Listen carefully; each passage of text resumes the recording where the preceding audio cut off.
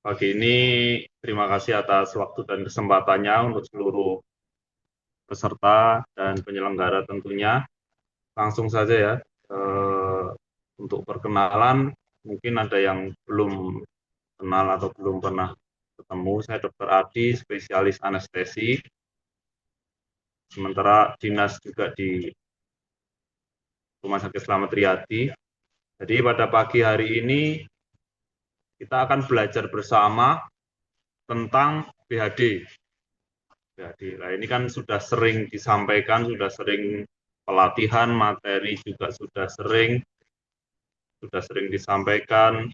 Mungkin rekan-rekan juga sudah ikut BTLS atau ACLS, yaitu pasti sudah familiar.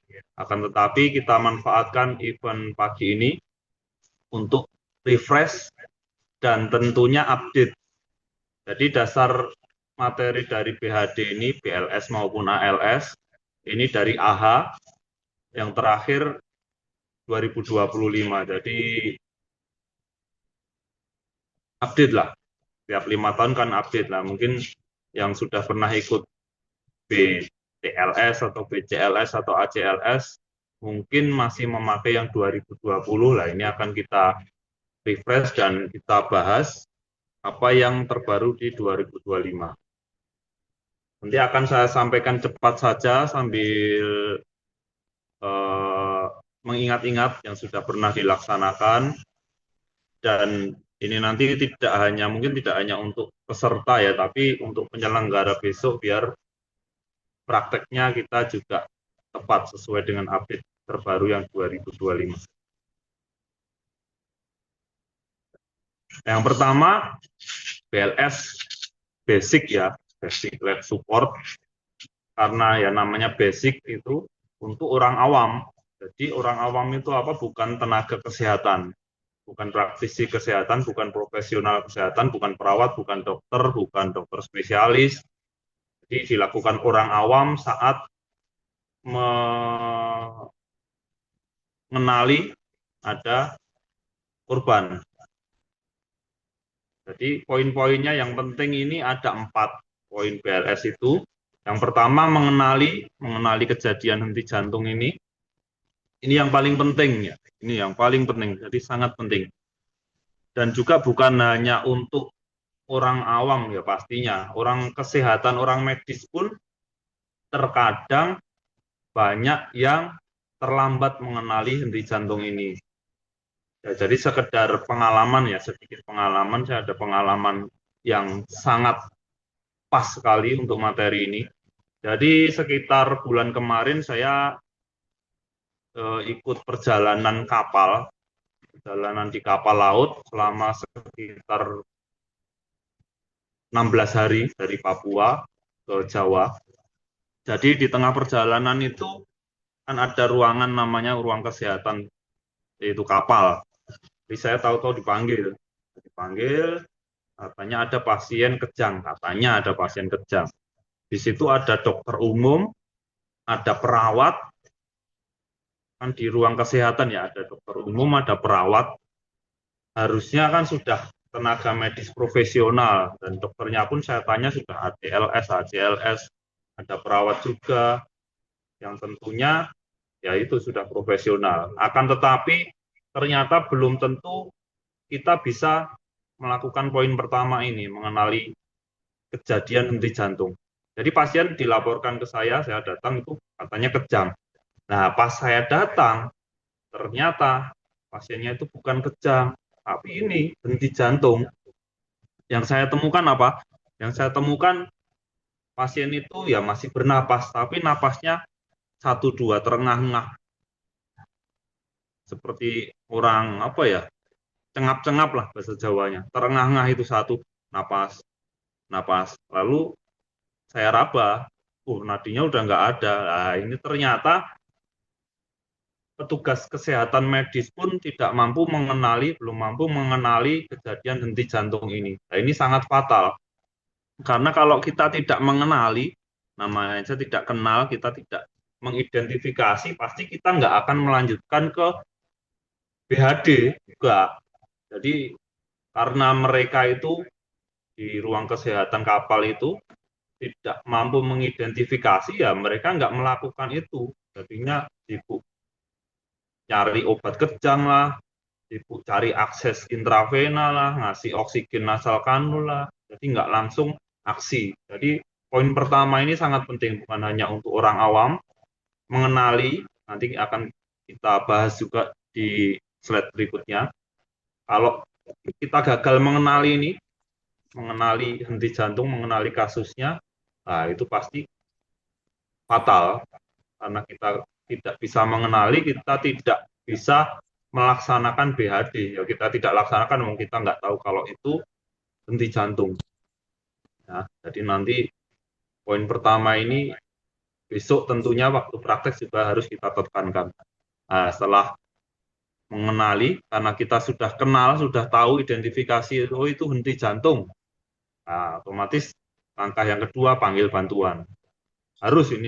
Kita tidak akan bisa mengatasi itu sendiri, tidak bisa, harus panggil bantuan. Meskipun itu petugas medis sama nanti, langkahnya ada pemanggil bantuan. Lalu yang ketiga melakukan kompresi dada. Ya ini ditekankan ini, hands only CPR, hands tangan. Jadi tidak ada BLS ini, BHD ini, bantuan napas itu nggak ada lagi. Motumot itu nggak ada. Di BHD 2020 mungkin sebenarnya sudah ditekankan juga, tapi ini saya tekankan ulang, tidak ada BLS ini bantuan nafas. Nah, jadi hanya kompresi dada. Hanya kompresi dada. Nggak ada lagi nanti kompresi dada, satu penolong, satunya motumot, tidak ada. Lalu langkah keempatnya menggunakan AED jika tersedia.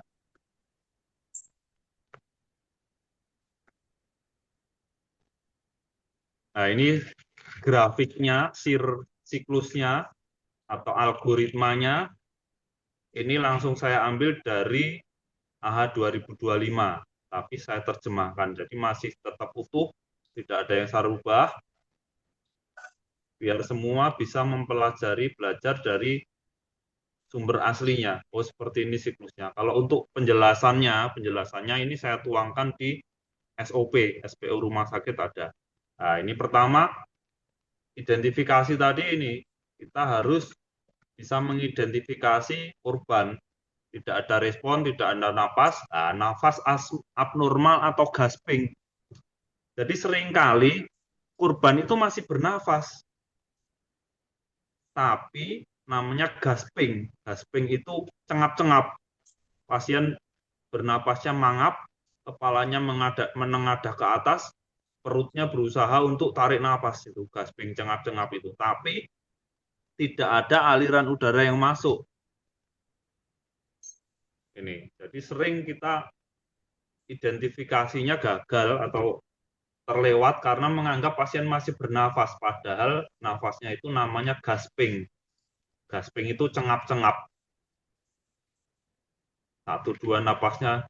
Jadi otaknya sudah kekurangan oksigen, jantungnya sudah berhenti atau ya sudah tidak teraba nadi sebenarnya, tapi masih berusaha untuk mengambil oksigen. Perintah otaknya itu masih berusaha untuk yang terakhir ngambil oksigen. Jadi namanya gasping. Jadi bukan, oh ini masih bernafas, ini enggak, bukan pasien CPR, bukan. Jadi ada, ini ditekankan ya. Nafas abnormal atau gasping ini sudah masuk kriteria untuk dilakukannya PHD. Dan ini tadi seperti yang pengalaman saya temui di perjalanan di kapal tadi, seperti itu. Dan memang benar-benar gasping, tidak ada nadi, napas masih 1-2, tengap-tengap itu. Nah, itu identifikasinya sangat penting. Lalu setelah identifikasi, kalau tahu itu korban sesuai kriteria, tidak ada nafas atau gasping, aktifkan tanggap darurat. Intinya seperti yang saya sampaikan tadi, minta pertolongan. Nah, ini dilakukan segera, sambil langsung dimulai CPR-nya. Langsung dimulai CPR-nya. Ingat CPR-nya ini hands only.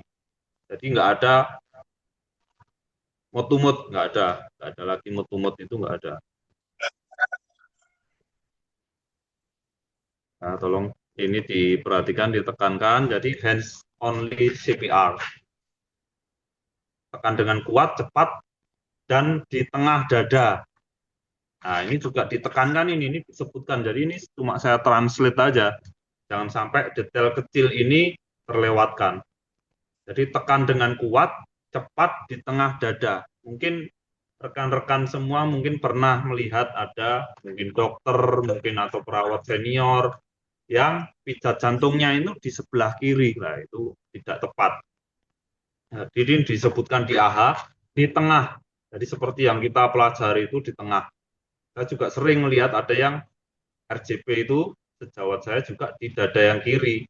Nah, kenapa? Alasannya kalau di tengah itu ya memang harus di situ tempatnya tulang sternum ini, tulang dada yang kuat. Kita pijat meskipun jantung letaknya di sebelah kiri, sedikit ke kiri, akan lebih efektif apabila yang kita tekan itu di sternumnya, di tulang dadanya itu. Untuk detailnya besok sambil kita praktekkan pada waktu praktek seperti apa posisi dan lokasinya. Cuma ini kita tekankan kalau kompresinya itu di tengah dada sesuai AH ini. Karena kalau di pinggir kena rusuk, rusuk itu elastis, tidak seperti tulang dada yang kuat. Kalau ditekan blesek aja sedikit, tapi mungkin malah jantungnya kedorong ke kanan saja dan tidak memompa. Tuh, nanti juga rawan patah juga karena tulang rusuk tidak sekuat tulang dada. Jadi ini tolong diperhatikan. Kalau ada yang melakukan itu, ya kalau tidak bisa, misalnya kita tidak bisa memberitahu, tidak mau, ya udah. Yang penting kita tidak melakukannya. Karena sesuai AH ini, tekan kuat, cepat di tengah.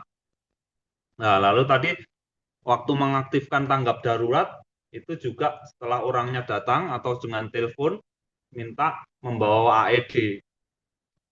Nah, setelah AED datang, ini siklus masuk, setelah AED datang, setelah CPR, dipasang AED-nya. Setelah dipasang AED, ya udah tinggal dengarkan aja petunjuk AED. Ikuti petunjuk CPR, lalu apalagi langkahnya nanti ada di alatnya. Nah, terus ini ada tambahan di AH 2025 ini padahal untuk BLS ya, BLS. Jadi diduga misalnya ini pasien ada overdosis opioid, misalnya itu kita menemukan korban yang diduga overdosis, nah itu diberikan naloxone lanjut CPR ya tentunya pasti nggak ada sih, kalau di Indonesia masih belum ada.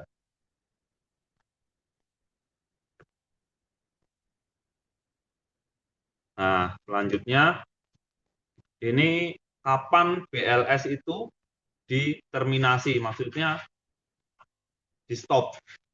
Ini juga ada di AH disebutkan kapan BLS itu tidak dilanjutkan. Yang pertama ada 3 kriteria.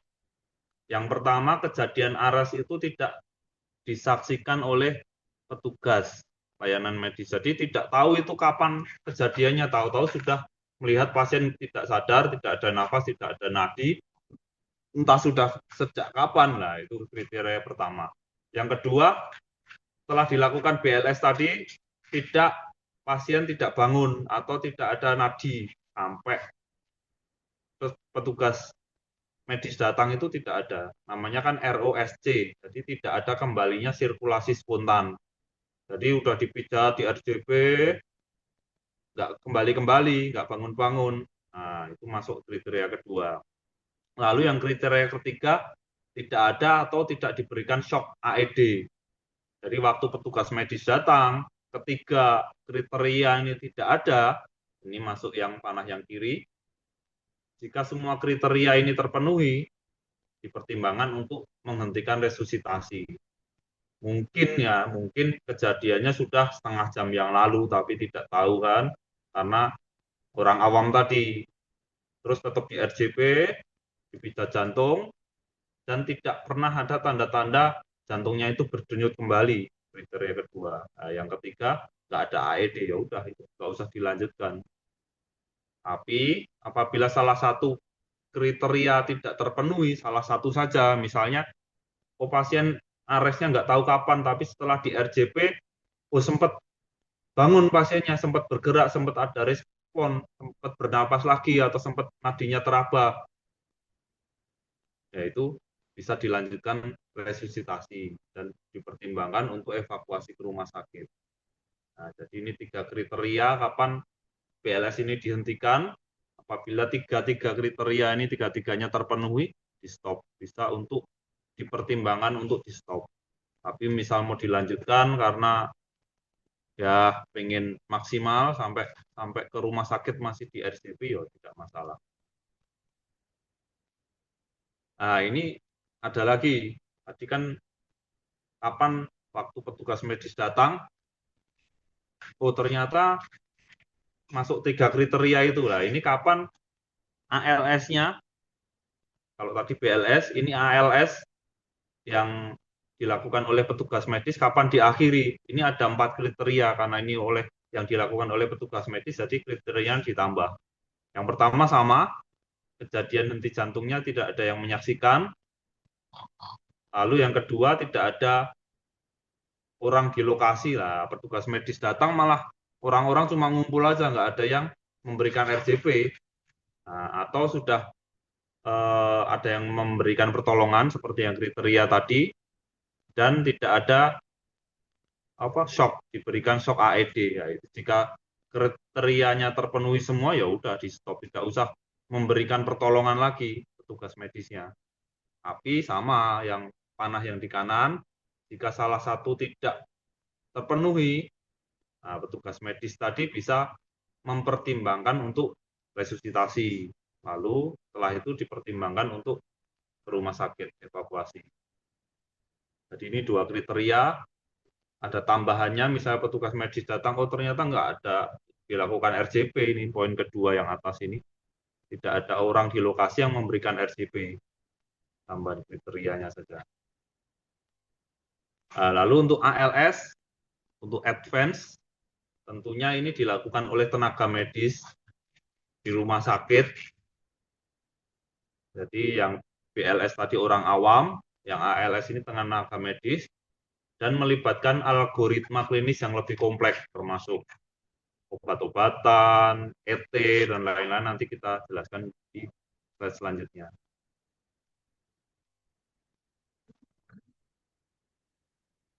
Nah, ini untuk algoritma cardiac arrest. Jadi ada dua algoritma. Yang pertama ini sirkuler. Jadi algoritma ini menekankan pada prinsip siklus. Kalau yang ini, nah yang ini kan algoritma BAD sama, lebih detail, tapi menekankan pada pola pikirnya, langkah-langkahnya. Kalau yang ini, yang akan kita bahas dulu, yang siklus. Jadi yang siklus ini ALS ya. Jadi setelah BLS tadi, ini petugas medisnya yang melakukan petugas medis. Siklusnya seperti ini. Zoom ya. Jadi ini menekankan bahwa ALS itu bantuan hidup oleh petugas medis itu berupa siklus. Maksudnya seperti ini. Nah, yang pertama, kita mulai CPR dulu. Kan kita melanjutkan CPR tadi. Ini poin yang pertama. Begin, back mask ventilation, dan give oxygen. Jadi kita memberikan ventilasi dengan back mask, masker wajah itu, ambubek. Ya, ambubek itu. Jadi setelah petugas medis datang ya pakainya ambubek, bukan lagi cuma nasal kanul, bukan lagi NRM, apalagi motumut, nggak ada. Jadi pakainya ambubek. Ini AH 2025 ya, ambubek. Jadi petugas medis kalau mengenali ada henti nafas, henti jantung, atau nafasnya satu-satu tadi gasping, yuk bawanya ambubek, bukan lagi kasih NRM, kasih nasal kanul di Cotras, Hetil, Chinleaf aja, bukan, langsung ambubek, langsung di bagging. Tuh, jadi tolong dipahami untuk kita laksanakan, rekan-rekan juga, kalau ada yang pedu di bangsal, ya itu bawahnya ambubek, bukan lagi ada yang RJP terus kita kasih asal kanul NRM bukan. Jadi ambubek. Lalu ambil defibrilator. Nah, setelah itu cek ritme. Ini masuk ke siklus yang lingkaran. Apabila ritmenya ventricle fibrilasi atau PF itu ventricle fibrilasi atau pulseless PVT ventricle tachycardia tapi nadinya nggak ada diraba. Jadi di monitor EKG itu ada gelombang EKG-nya cepat sekali kan tachycardia kan. Gelombang EKG-nya cepat tapi pulseless PVT. PVT itu pulseless tidak ada nadinya. Diraba di karotis nggak ada. Oh, berarti ini PVT ini indikasi untuk dilakukan itu apa? Defib. Nah, indikasi dilakukan defibrilasi ini gambar petir ini. Nah, setelah defib lanjutkan CPR. Nah, habis defib jangan cuma nunggu lihat monitor habis defib 1 menit 2 menit. Oh, masih sama. Oh, nggak ada monitornya, nggak ada gelombangnya malahan. Jadi langsung setelah di shock, setelah di defib lanjutkan CPR bisa jantung. Nah, setelah itu dimonitor kualitas CPR-nya ini yang di bawah, kualitas CPR-nya harus tetap dipertahankan, lanjutkan CPR, lalu cek lagi, cek ritme, gelombang EKG-nya seperti apa, cek nadi, kalau butuh di defib lagi, di shock lagi, shock lagi. Makanya ini bentuknya adalah lingkaran. Nah, tetapi apabila sudah ROSC, sudah sinus, sudah ada nadinya, jangan lupa, sudah sinus diraba, sudah ada nadinya, atau biasanya terlihat ini di juguler itu biasanya terlihat, dipastikan dengan diraba, lah itu keluar dari siklus, berarti pasien sudah ROSC. Lanjut post cardiac arrest care. Nah, lalu ini penjelasannya. Kalau penjelasannya ini dari 2020 dengan sekarang sama. Nanti di slide selanjutnya kita bahas untuk perbedaannya 2020 dan 2025. Ini penjelasannya, high quality CPR itu seperti apa high quality-nya. Ini masih sama seperti yang kita ketahui, tekan kuat dan cepat. Nah, ini tadi sepertinya ada di pretest ini. 2 inci atau 5 cm. Nah, sekitar 5 cm aja. Sekitar 5 cm. Jangan terus terlalu semangat mijotnya sampai dalam biar bagus. RCP-nya sampai dalam bukan, malah nggak bagus. Untuk frekuensinya juga masih sama, 100 sampai 120 kali per menit untuk pijatnya. Jadi kalau biasanya di pelatihan itu frekuensinya ini diiringi dengan lagu Baby Shark gitu. Nah, nanti bisa cek atau besok kita tampilkan lagunya. Kira-kira 100 sampai 120 kali itu pijatannya per menit. Sudah saya coba juga sama. Atau kalau di tentara bilangnya 1.000, 2.000, 3.000 lah, itu sama aja. Intinya kalau BHD-nya itu pijatnya dengan kuat dan cepat, kalau minimal sekitar 5 cm itu, nah, frekuensinya otomatis akan tercapai nih.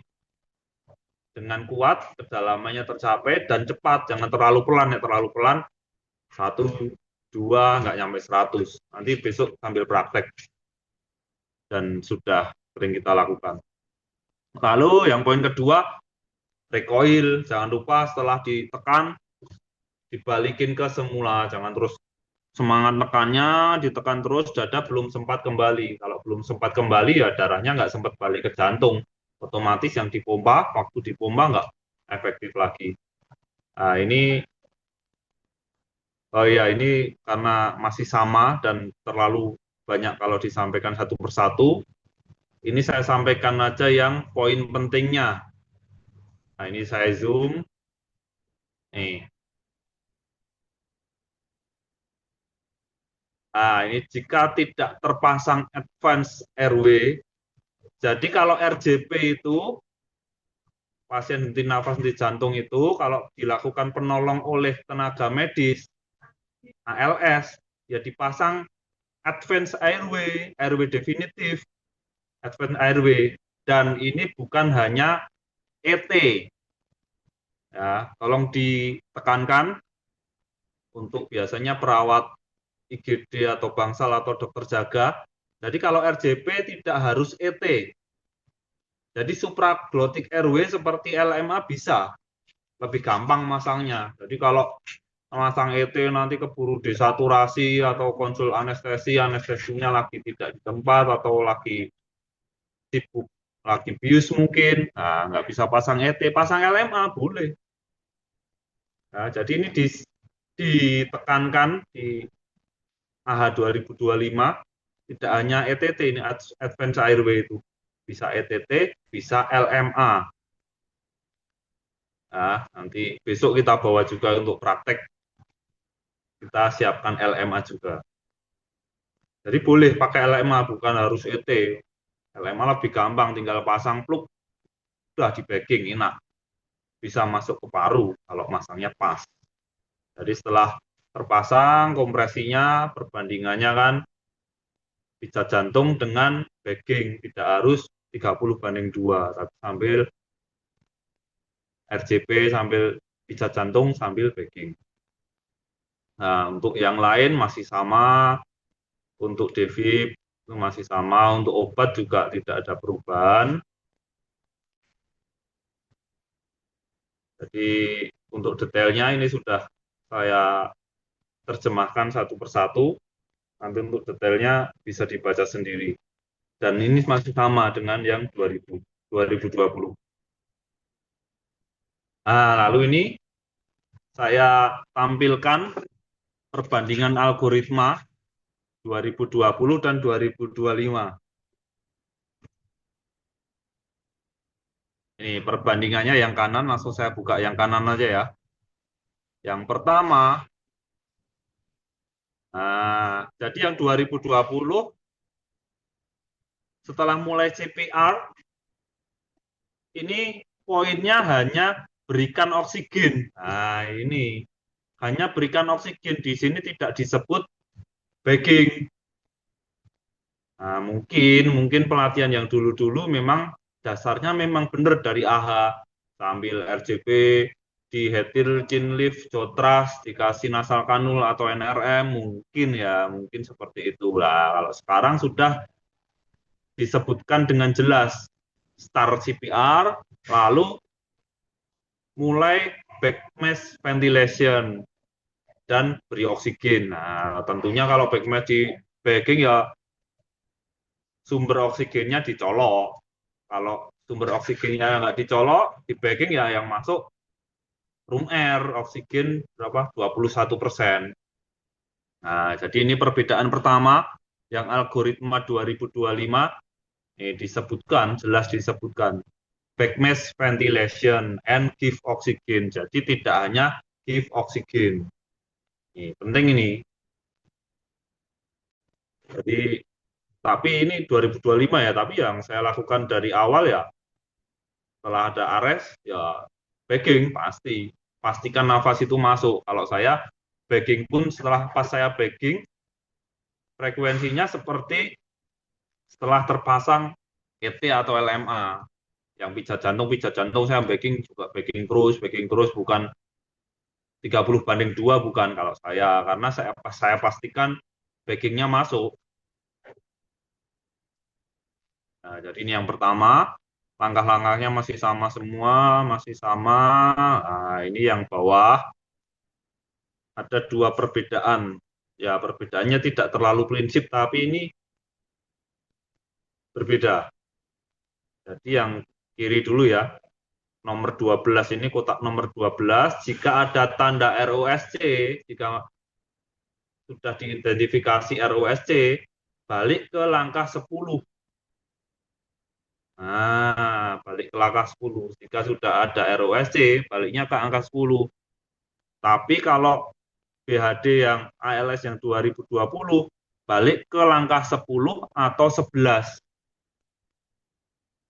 Nah, jadi kalau langkah 10 ini CPR 2 menit, akses IV, epinefrin, macam-macam ini kalau iramanya bisa di shock kabel, di shock lagi, devip lagi gitu. Tapi kalau yang 2020 masih balik ke 10 atau 11. Jadi bisa dua-duanya. Tapi kalau BAD yang 2025 baliknya ke 10. Jadi setelah ini langkah-langkah awal tadi sudah di DJ Shock, ini langkahnya, asistol atau PEA, CPR, masuk EPI, terus bawahnya ritmenya shockable atau tidak. Nah, ini yang ke arah 11 ini yang tidak shockable. Jadi masih lanjut RJP, lanjut RJP, lanjut RJP, lanjut RJP. Setelah ritmenya shockable atau tidak, ternyata tidak masuk ke kotak yang 12. Nah, jika tidak ada tanda ROSC, baliknya ke 10 lagi. Jadi setelah evaluasi CPR 2 menit, evaluasi CPR 2 menit, evaluasi baliknya 10. Apa itu? Epinefrin lagi. Tapi kalau di 2020, baliknya ke 10 atau 11. Berarti kalau baliknya ke 11, epinya di atas. Bisa tidak kasih epi. Tapi kalau yang 2025 baliknya harus ke 10, berarti epinefrin harus masuk lagi. Kalau tidak ada irama, CPR, tidak ROSC, balik lagi epinefrin lagi. Tiap 3 sampai 5 menit, muter gitu terus. Tapi kalau zaman 2020 bisa balik ke epi, bisa langkah 11 CPR aja. Tuh, ini ditekankan, berarti ini ditekankannya apa? Epinefrin itu setiap 3 sampai 5 menit itu masuk satu satu satu. Nih. Nah, ini yang perbedaan kedua. Perbedaan ketiga yang saya panah kanannya lagi. Nah, setelah CPR, epi masuk, ritmenya shockable, PF atau PVT tadi, perginya ke 5, langsung di DJ shock, Devi. Kalau yang 2020 ke 5 atau 7. Nah, ini lagi kenapa ke 5? Karena setelah DJ shock 5, langkah 6-nya epinefrin lagi. Ya, jadi kalau langkah 7, jadi di 2020 bisa 5 atau 7, berarti tidak lewat epi lagi. Setelah DJ shock, CPR, amiodaran atau lidocaine. Nah, jadi ini perbedaannya. Jadi dari dua panah bawah ini perbedaannya 2025 baliknya kemana? Fokusnya ke epinefrin lagi tiap 3 sampai 5 menit. Jadi nggak usah ragu-ragu untuk pemberiannya karena di 2025 ditekankan lagi baliknya CPR epinefrin lagi. CPR lagi evaluasi epinefrin lagi. Kalau tidak ada tanda ROSC tentunya.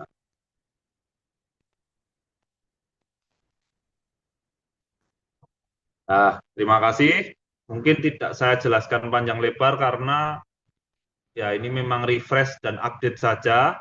Dan untuk detailnya akan kita lakukan besok waktu praktek. Nah, setelah ini silahkan kalau ada diskusi, kita lanjutkan diskusi aja.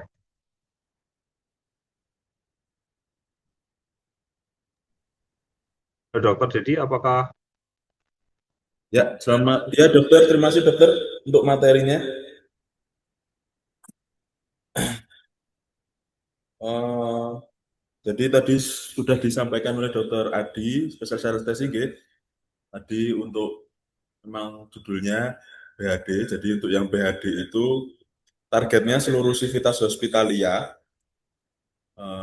bisa melakukan pertama mengenali korban henti jantung, kemudian jangan lupa mengamankan diri, mengamankan pasien karena itu penting, dan juga mengamankan lingkungan sebelum melakukan pertolongan ya.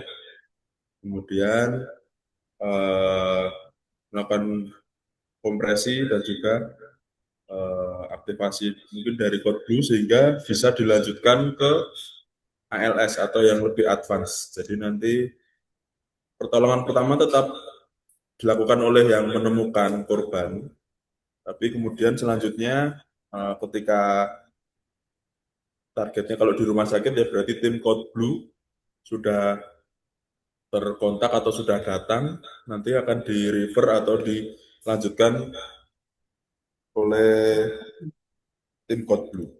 Begitu, Bapak Ibu. Mungkin ada yang mau ditanyakan sebelum besok kita pagi hari setelah apel kita akan melakukan praktek, mumpung masih ada waktu dari Dokter Adi sambil menunggu. Bila ada pertanyaan, tadi di kolom komentar belum ada. Ini untuk peserta sudah 136, mungkin semua unit sudah hampir ada gitu. Hmm,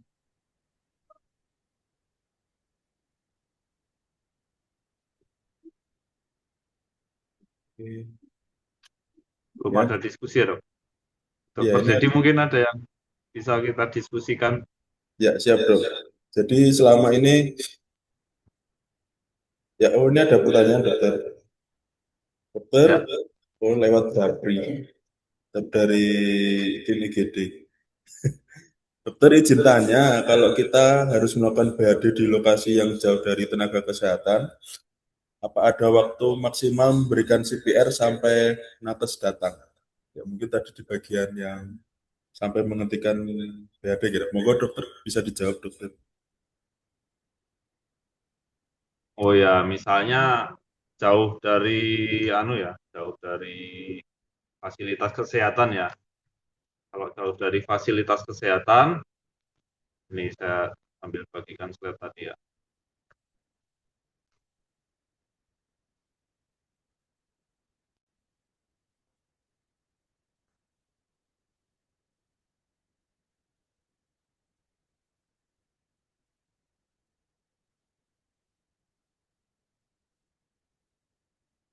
Nah, kalau ini tadi kan kapan diakhiri, kapan diakhiri lah. Ini kan waktu kita orang awam melakukan BHD dan petugas medis datang. Nah, di akhirnya kan ini kalau kriteria semua terpenuhi, ya tidak dilakukan ini kalau kejadiannya berurutan. Jadi yang pertama kan saya ulangi lagi, tidak ada yang menyaksikan, lalu tidak sempat RWC dan tidak ada AED. Tapi kalau BHD itu orang awam misalnya, orang awam petugas medisnya juga jauh, kapan diakhiri ya? Yang pertama eh, poin satu ini tetap poin satu sama seperti ini. Kalau kejadian henti jantung itu tidak ada yang menyaksikan, misalnya di rumah ya, misalnya di rumah. Oh pagi jam 6 pagi itu ditemukan mungkin anggota keluarga ada yang tidak sadar, tidak bernapas, tidak ada nadi, dan kejadiannya tidak tahu kapan.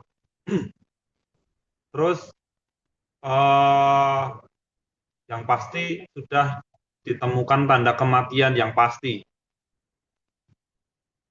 Kalau tanda kematian pasti mungkin meninggalnya sudah tadi malam, sudah ada lebam mayat, kaku mayat, dan yang lain. Nah, itu kalau itu tidak dilakukan RCP, tapi kalau dilakukan RCP, dilakukan BHD kapan diakhiri, ya sama. Kalau sudah ada tanda kematian pasti, kan, nah ini kuncinya di sini, kuncinya di sini. Eh, kenapa malah keluar? Bentar ya, kuncinya di sini, kuncinya.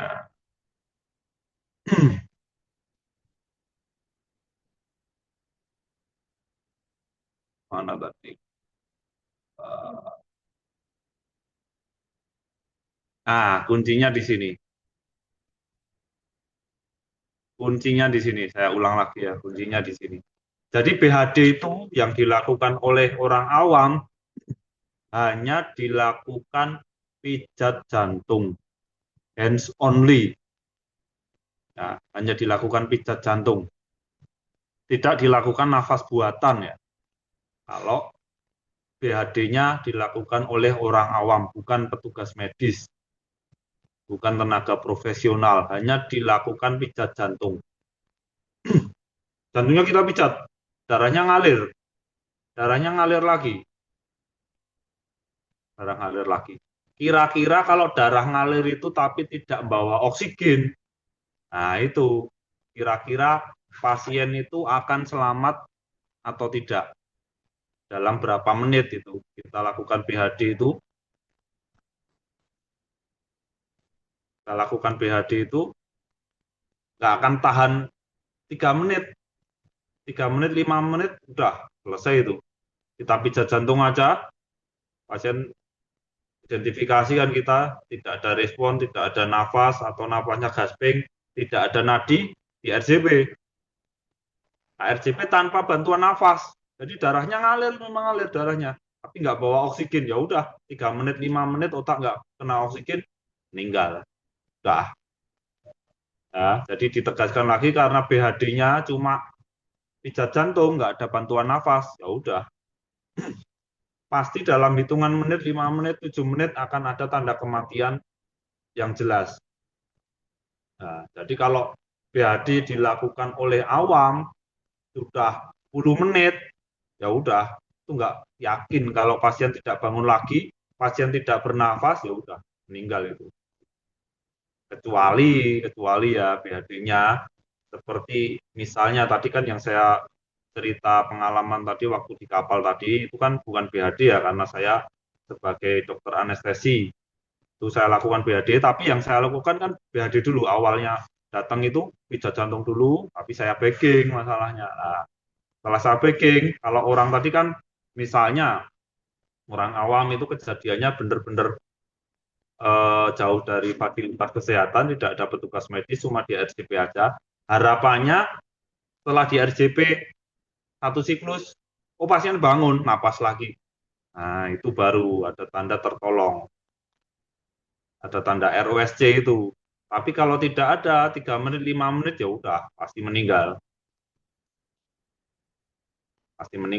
karena memang darahnya ngalir tapi otaknya darahnya yang ngalir itu tidak membawa oksigen ya udah pasti meninggal. Nah batasannya itu aja nanti nggak usah saya sebutkan kalau penolong kelelahan kan belum kelelahan 3 menit 5 menit itu tapi dia melakukan pijat jantung terus nggak ada petugas medis datang nggak ada yang memberikan bantuan nafas ya udah meninggal itu pasti nggak ada nafas kok ya gitu ya mungkin Ya, ada komentar dok. ya, setuju dokter sudah sesuai yang dari guideline gitu dokter gitu berarti. Ya, seperti itu. Ya, izin dokter ini ada pertanyaan lagi dokter dari Pak Leliana dari Bangsal Bougainville dokter. Mohon izin bertanya dokter, menurut saya materi kali ini masih ada hubungannya dengan IHT yang sebelumnya terkait EWS sama ini. Jadi pertanyaan saya, kapan waktu yang tepat bagi kami, yaitu mungkin dari perawat ruangan ya dokter, atau petugas yang di ruangan untuk mengaktifkan code blue ya dokter. Kemudian pertanyaan yang kedua, pada AH yang 2025 kali ini, di update yang terbaru ini, dibandingkan AH yang 2020, ini ditekankan pada pemberian epinefrin. Izin bertanya dokter, untuk pemberian dosis maksimal epinefrin pada RJP mungkin kali ya dok ya. Nah, itu bagaimana dokter? Monggo dokter. Ya, jadi kapan mengaktifkan code blue ya? Kalau di rumah sakit. Jadi setelah perawat itu tahu, itu tadi identifikasi, kan jaga nggak mungkin satu orang, ya. Jaga nggak mungkin satu orang. Setelah teridentifikasi, ya langsung diaktifkan code blue, minta bantuan, aktifkan code blue.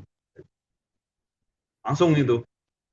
Kan nggak sendirian jaga pasti minta bantuan, minta tolong, minta bantuan, minta bawa alat devib itu juga langsung mengaktifkan kodbu biar pertolongan tenaga yang lebih profesional segera datang. Misalnya di perawat di bangsal mengaktifkan kodbu, oh ada anestesi lagi di OK yang kodbu di Dahlia, oh anestesinya langsung datang. Pertolongan yang lebih advance, yang lebih ahli datang. Jadi pertanyaan pertama, jawaban kapan mengaktifkan kodbu, ya langsung segera minta tolong itu di, bahkan tadi kan disebutkan juga minta tolong aktifkan respon emergensinya, nah, itu kodbu. Terus yang kedua tadi, oh epinefrin ya. Jadi paling enak itu memang ikut guideline, paling enak itu ikut guideline. Saya buka aja ya. Paling enak itu adalah ikut guideline. Nah, ini dia. Dos terapi obat epinefrin IV atau intraoseal 1 mg tiap 3 sampai 5 menit. Nah, ini jelas ini ikut guideline aja. Ini guideline ini malah tidak saya terjemahkan karena dosis obat kan tahu semua ini. 1 mg tiap 3 sampai 5 menit. Ya udah, setelah kita ikuti siklus tadi, nah ikuti siklus ini tadi, ikuti siklus balik ke nomor 10. CPR 2 menit, lalu epinefrin. Nah, 1 mili tiap 3 sampai 5 menit. Itu terus dilakukan ini terus dilakukan. Ya, ini terjawab ya. Terus dilakukan ya. Paling enak ikut guideline aja. 1 miligram tiap 3 sampai 5 menit. Tiap 3 sampai 5 menit. Terus yang ditanyakan mana tadi? Yang ditanyakan untuk dosis maksimal. Nah, kalau ikut guideline seperti itu, yang pertama tadi patokannya kita ikut guideline.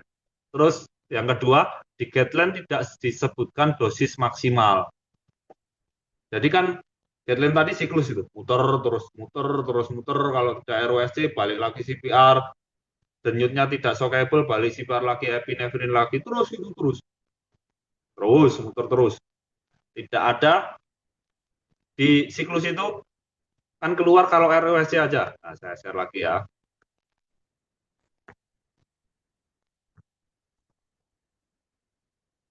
Nah, ini dari siklus ini.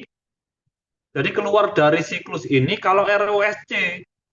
Kalau ROSC aja ini keluar dari siklus. Jadi kalau belum ROSC, kita mau melakukan pertolongan, kira-kira pasien ini masih layak ditolong misalnya. Saya anestesi kadang, oh pasien sudah apa namanya end stage, ya udah kira-kira tidak bisa ya kita akhiri. Tapi di siklus ini tidak ada ini keluar dari siklus ini selain ROSC, tidak ada. Jadi kalau ROSC baru diakhiri. Jadi kalau tidak bisa diakhiri, tidak ada diakhiri di siklus ini, tidak ada guideline yang menyatakan mengakhiri, ya udah berarti intinya tidak ada dosis maksimal. Ya, jadi pertanyaan kedua jawabannya tidak ada.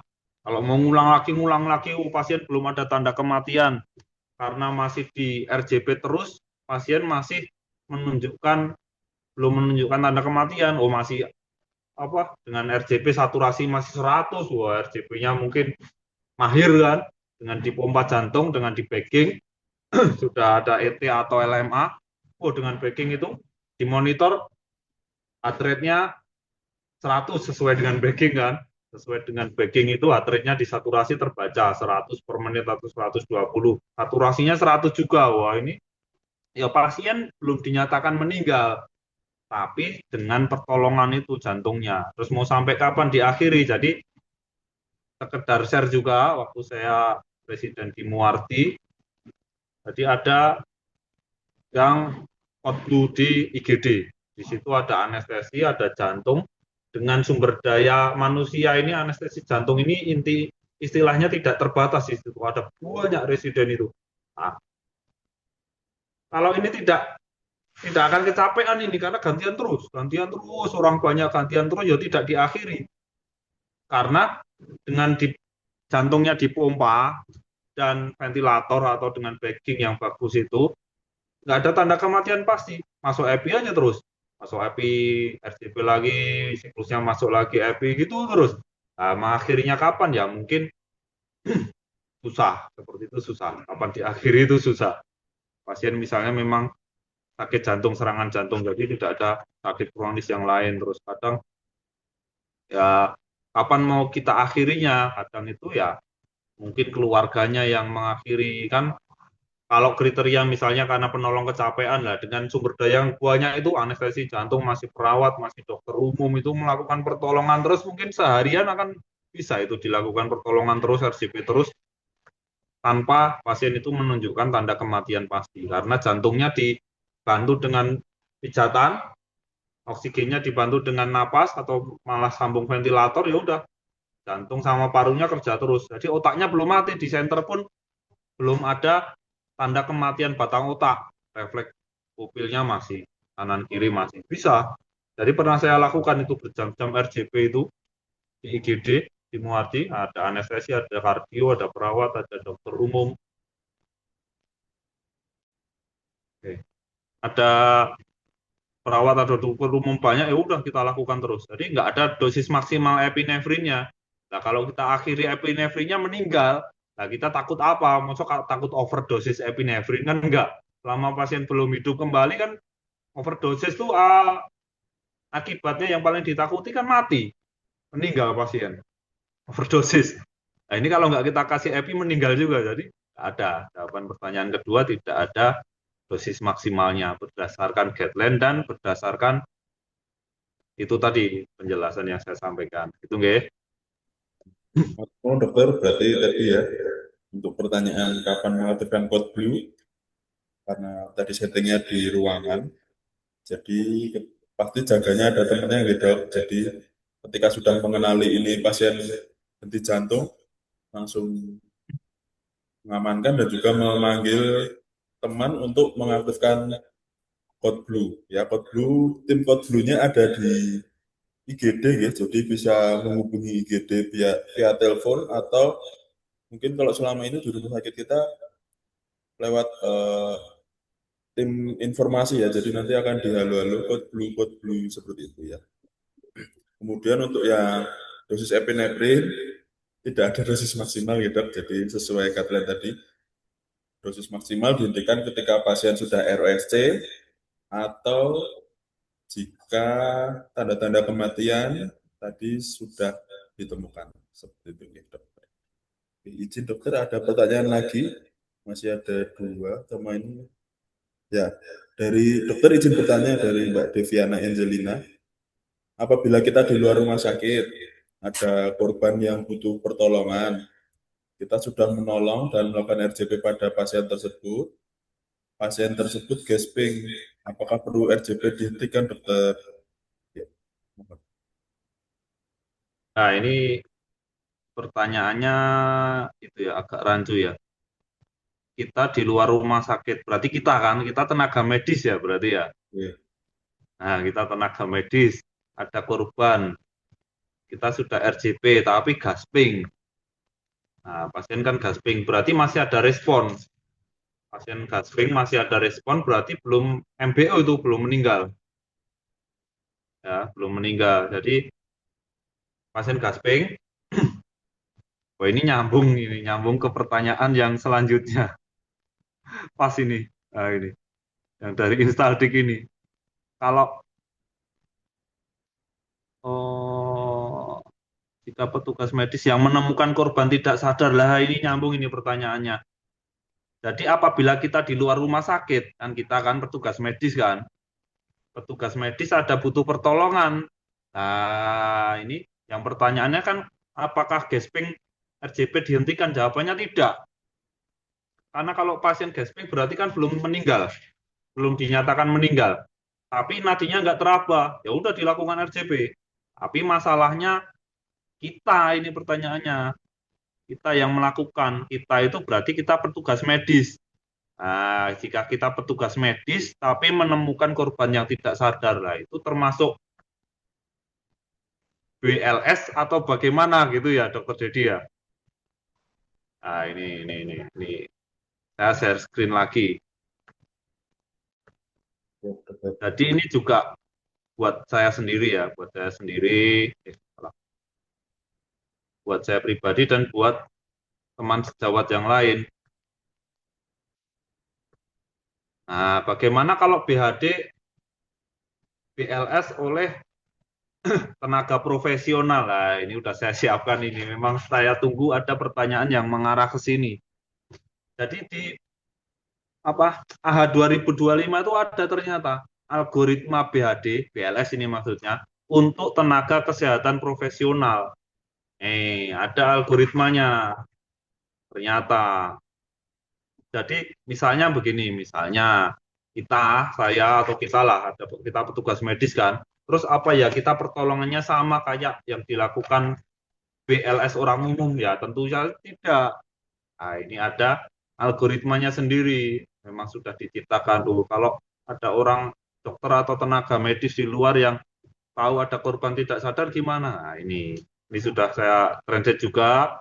Jadi pastikan lokasi aman sama cek respon, minta pertolongan tetap wajib itu, minta pertolongan, aktifkan emergency respon tetap harus itu, minta tolong aktifkan emergency respon karena kita tidak akan mampu menangani sendiri. Nah, minta diambilkan AED atau DEVIP. Nah, ini perbedaannya di sini. Perbedaannya, nih pertanyaannya tadi. Kalau nafas tidak normal, pasien berarti gasping kan? Pas banget pertanyaannya ngarah ke sini. Oh, ini luar biasa ini. Mungkin sudah membaca ini yang tanya tadi.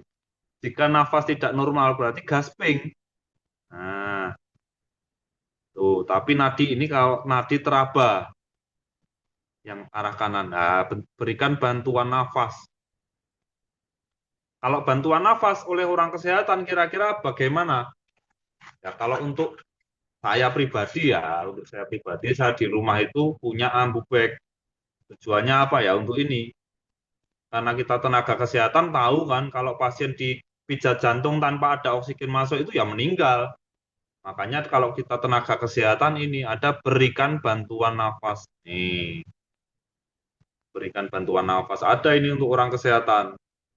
Ya kalau misalnya keluarga kita, ya jangan sampai ya, misalnya keluarga kita dan kita orang kesehatan menemuinya, ya silahkan kalau mau motungut, tapi tidak disebutkan, ini tidak disebutkan di sini. Silakan. Karena kalau kita tidak kasih nafas bantuan, cuma dikasih pijat jantung ya 3 menit, 5 menit meninggal. Nah, ini dikhususkan BAD untuk tenaga medis profesional. Ada berikan bantuan nafas. Nah, ini ada panah selanjutnya lagi, Mang cocok ini sama pertanyaannya tadi. Jika tidak ada nafas atau gasping, jadi pasien itu masih cengap-cengap, 1-2 napasnya, gasping, tapi nadi tidak teraba. Nah, napasnya masih ada sedikit, tapi nadi tidak teraba. Apa yang dilakukan? Kita ikuti guideline, mulai CPR. CPR-nya gimana kalau tenaga medis profesional? 30 kompresi dan 2 nafas. Ada 2 nafas, jadi bukan hands only. Bukan hands only CPR, bukan hanya pijat jantung.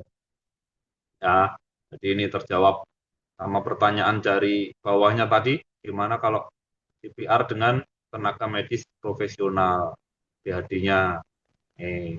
Bedanya apa? Ada bantuan nafas. Yang lain sama, AED tiba, dilakukan kejutan listrik, langsung diberikan CPR, sama semua.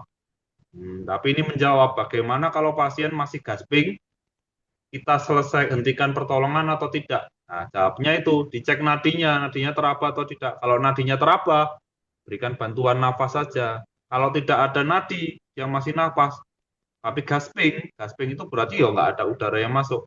Mulai CPR, 30 kompresi, dan 2 nafas.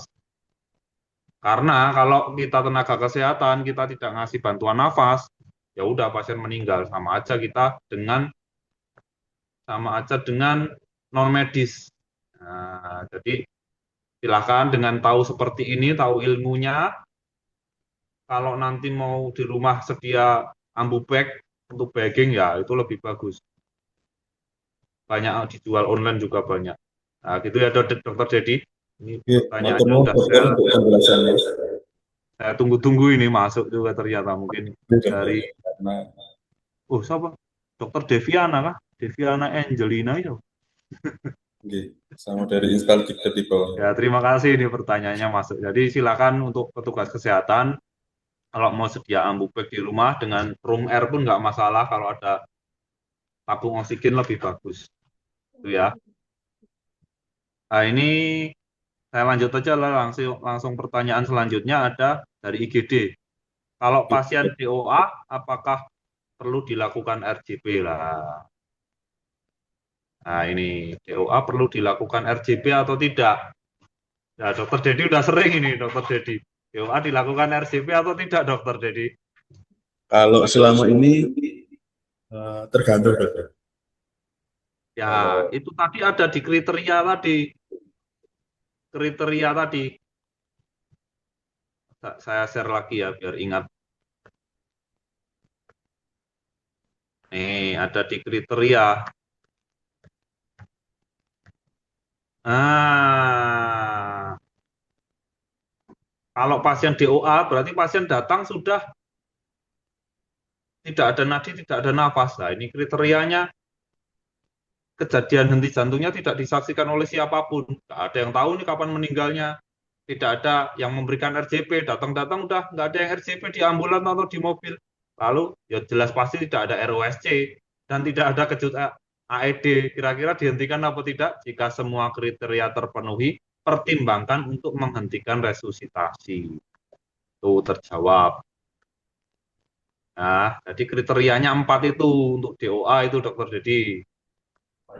terima kasih Nah, dokter untuk arahannya. itu. Tapi pertimbangkan loh ya, pertimbangkan untuk tidak melakukan pertolongan. Tapi misalnya itu, kan kita nggak tahu kapan, belum ada tanda kematian, mau kita RJP, langsung kita backing. Nah, siapa tahu memang baru kejadiannya, henti nafas, henti jantungnya baru pas turun dari ambulan mungkin aja. Makanya ditulis pertimbangkan, pertimbangkan. Nah, emang kalau kita pakai guideline itu sudah dipikirkan sama yang lebih ahli sana, kita tinggal pakai aja. Nah, gitu. Terjawab ya, Dokter Dedi. Oke, lebih amannya kita melakukan RCP gitu. Apalagi kalau kita Nah, settingnya dan di rumah sakit. sama pertanyaannya yang paling bawah kan DOA tidak ada nadi, tidak ada nafas. Ya. Ya, Dok, mungkin ada yang perlu diskusikan lagi. Eh, untuk pertanyaan di kolom chat sudah ini. Mungkin masih ada yang mau bertanya. Oh, Jabri juga sudah nggak ada. Bisa raise hand. Mungkin langsung nggak usah ngetik. Masih ada waktu sekitar mungkin ya 5 menit. Ada 131 peserta yang ikut Ya, begini. mudah-mudahan nyimak ya, Dok. Oke, siap dokter. Sangat menarik ini. Refresh lagi apalagi ada update yang 2025 gitu. Ya, update dan diterjemahkan lagi, Dok. Oke, Saya pun malas ya kalau baca bahasa Inggris. oke. Mungkin masih ada pertanyaan sebelum kalau belum ada atau mungkin nanti di rumah mau atau siang masih ada yang baru inspirasi, besok boleh ikut Ya, bergabung di GOR pagi setelah apel nanti kita akan praktek untuk RJP ya. RJP jadi kita ada manekin boneka pasien gitu nanti kita akan praktek untuk melakukan pijat jantungnya tersebut ya. Jadi nggak apa-apa pagi ini mungkin cukup sekian. Terima kasih Dokter Adi atas materinya. ya, Dok. Semoga bermanfaat untuk rumah sakit kita tercinta dan juga untuk kita masing-masing sebagai bekal karena kebanyakan nakes. Yang untuk non nakes juga ini sangat bermanfaat. Jadi dimanapun, terutama di area rumah sakit kita ini wajib seluruh sivitas hospitalia bisa melakukan bantuan hidup dasar ya. Mulai dari mengenali, kemudian melakukan RCP dan juga melakukan pertolongan seperti itu ya, pada pasien atau keluarga pasien yang mengalami atau siapapun yang mengalami henti jantung seperti itu ya, sampai tim Code Blue datang. Gitu mungkin untuk pagi ini kita akhiri sesi materi. Untuk selanjutnya, Bapak Ibu, ada post-test BHD ya, karena kita sudah menerima materi dari Dokter Adi, spesialis anestesi, jadi sedikit ada post-test, monggo diklik, linknya sudah di-share oleh tim dari Diklat dan IT, monggo dikerjakan dahulu. Di kolom chat gitu, sudah ada. Sebagai syarat diterbitkannya sertifikat untuk akreditasi. Harusnya lulus, ya, karena sudah materinya sudah luar biasa pagi ini.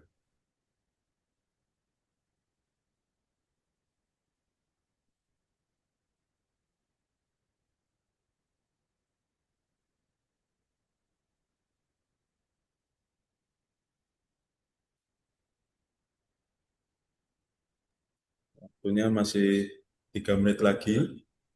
Ya.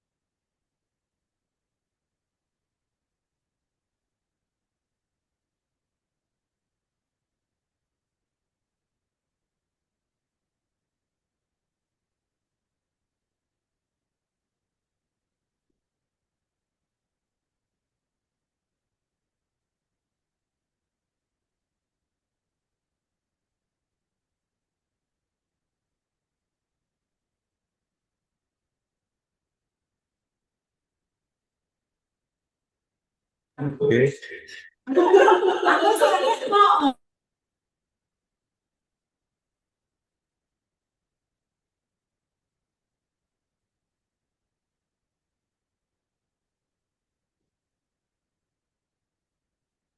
Oke, terima kasih Bapak Ibu atas partisipasinya pada pagi hari ini. Sampai ketemu besok saat praktek, besok pagi, setelah apel di GOR. Gitu. Untuk acara selanjutnya saya kembalikan kepada Bu Sri Mulyani selaku MC. Monggo, matur nuwun. Mohon maaf apabila ada kesalahan dari saya. Terima kasih atas perhatiannya. Saya kembalikan kepada MC. Baik, terima kasih. Kami sampaikan kepada narasumber Dr. Kurniawan, spesialis anestesi, dan kepada moderator Dr. Yulis Dedi yang telah membawakan kegiatan pada pagi hari ini. Selanjutnya kami mohon kepada seluruh partisipan untuk bisa membuka kamera. Kita akan melaksanakan foto bersama. Kami persilahkan.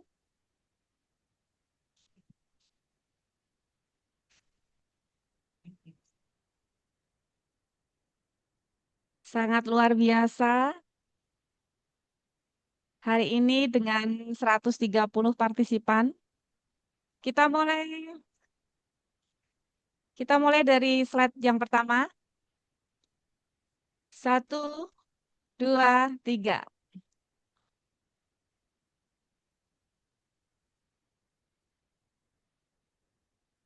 Slide yang kedua. Mana senyumnya?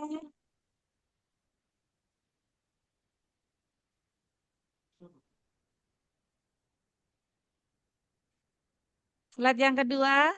1, 2, 3. Selanjutnya untuk slide yang ketiga.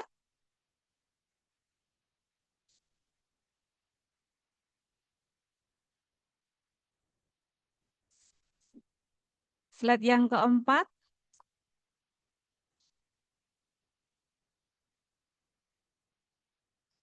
Selanjutnya slide yang kelima.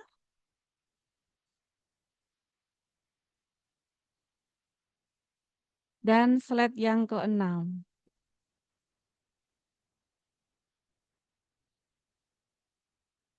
Terima kasih. Alhamdulillah seluruh rangkaian kegiatan telah kita lewati bersama pada pagi hari ini dengan tema in-house training BHD dan BHL. Semoga apa yang telah kita dapat bersama dapat bermanfaat untuk kita semua untuk meningkatkan kompetensi kita dalam melakukan pelayanan. Kami ingatkan kembali untuk besok pagi setelah apel pagi kita akan melaksanakan praktek di GOR belakang, di GOR Diklat, samping Diklat. Kami harapkan partisipasinya untuk bisa mengikuti bersama.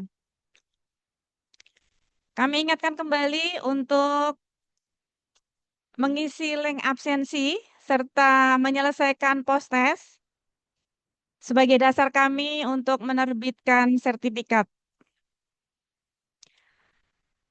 Bapak dan Ibu sekalian, kegiatan pagi hari ini alhamdulillah telah berjalan dengan lancar. Kami selaku penyelenggara Diklat Rumah Sakit Tingkat 3 Slamet Rani Surakarta, mohon maaf apabila ada kesalahan baik yang disengaja maupun tidak. Kami akhiri. Wassalamualaikum warahmatullahi wabarakatuh. Waalaikumsalam warahmatullahi wabarakatuh. Selamat pagi dan salam wabarakatuh. bahagia. Antara yang di dan KMK, ya, keputusan Menteri Kesehatan 920 kalau nggak salah ya. Kemudian di ANC yang sebelahnya itu adalah sasaran real, ya real di Kabupaten.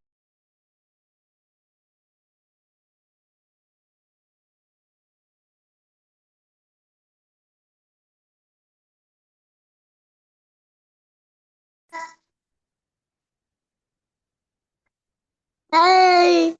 Bye-bye. Bye-bye.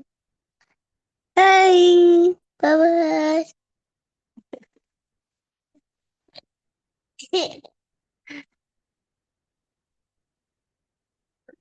Bye-bye. Harus dikeluarkan apa?